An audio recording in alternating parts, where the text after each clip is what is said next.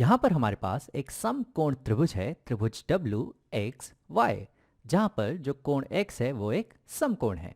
और इसके साथ ही साथ हमें एक और कोण दिया गया है, कोण y, जो हमें दिया गया है 65 डिग्री। और इस त्रिभुज में हमें एक भुजा दी गई है, भुजा एक्स वाई, जिसकी लंबाई है यहाँ पर 5। चलो हम यहाँ पर ये जो बाकी की भुजाएं हैं, भुजा ए और भुजा बी, ये निकालने की कोशिश करते हैं। तो यहाँ पर जो भुजा ए है ये 65 डिग्री कोण के सम्मुख भुजा है। तो मैं यहाँ लिखता हूँ ये जो कोण y है, ये जो 65 डिग्री का कोण है, इसके जो सम्मुख भुजा है वो है ये a, तो ये है सम्मुख भुजा।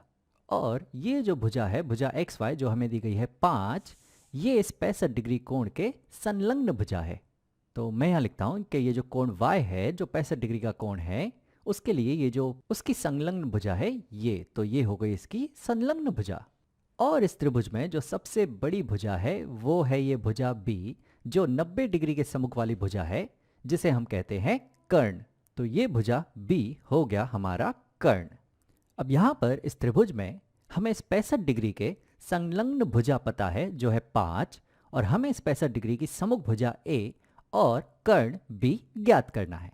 तो क्यों ना इस वीडियो को तुम यहाँ रोक कर इसे खुद से हल करने की कोशिश करो और फिर वापस आओ। तो चलो अब इसे साथ में करते हैं। तो यहाँ पर हमें इस 65 डिग्री के संलग्न भुजा पता है, और चलो कोशिश करते हैं पहले सम्मुख भुजा निकालने की। तो ऐसा कौन सा त्रिकोणमितीय अनुपात है जिसमें सम्मुख भुजा और संलग्न भुजा आती है? तो वो है tan थीटा, क्योंकि tan थीटा होता है सम्मुख भुजा बटा संलग्न भुजा। तो मैं यहाँ लिखता हूँ कि ये कोण y के लिए जो tan y होगा वो होगा सम्मुख भुजा बटा संलग्न भुजा।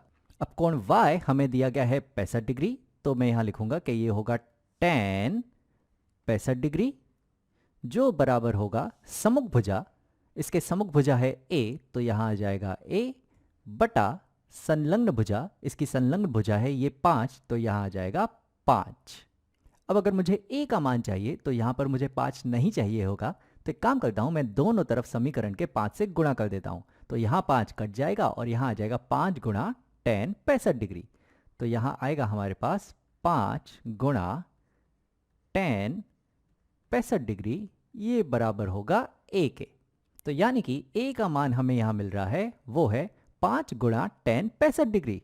तो अब ये निकालने के लिए हमें कैलकुलेटर की ज़रूरत पड़ेगी, तो यहाँ पर मैं कैलकुलेटर ले लेता हूँ।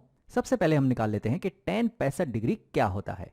तो यहाँ पर 65 मैंने लिख दिया, और हम निकालते हैं इस 65 डिग्री का tan। तो tan 65 डिग्री हमें मिल रहा है 2.1445, और इसे अब हम गुणा कर देंगे 5 से, तो हमें मिल जाएगा 5 गुणा tan 65 डिग्री, जो मिल रहा है हमें 10.7225। तो मैं यहाँ ले लेता हूँ कि ये लगभग आसपास है 10.7 के। तो यहाँ पर जो a हमें मिल रहा है वो लगभग हमें बराबर मिल रहा है 10.7 के। तो a का मान हमें मिल चुका है, वो लगभग बराबर है 10.7 के। अब चलो b का मान निकालने की कोशिश करते हैं। तो b जो है वो कर्ण है, और जो भुजा हमें दी गई थी ये 5, ये है संलग्न भुजा।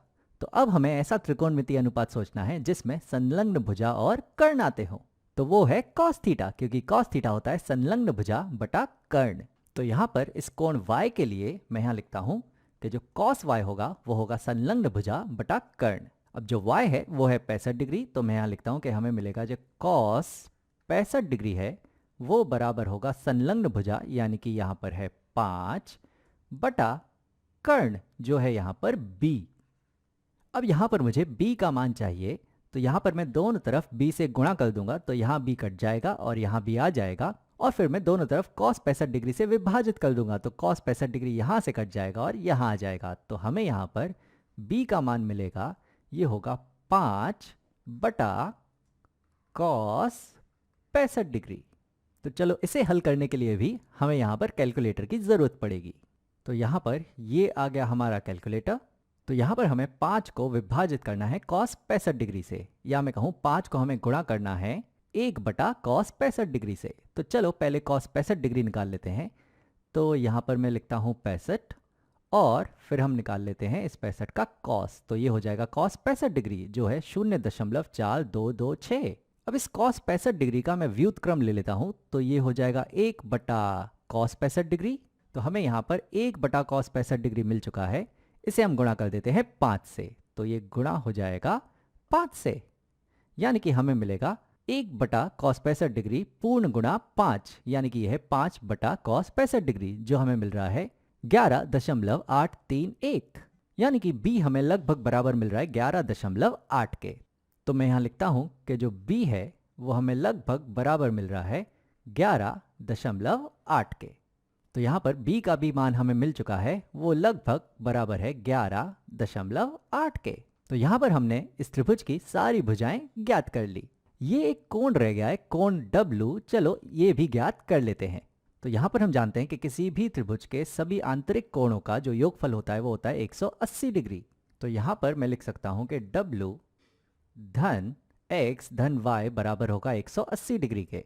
तो x यहाँ पर है 90, तो मैं यहाँ लिखता हूँ 90, धन y है 65, तो यहाँ आ जाएगा 65, और ये बराबर होगा 180 के।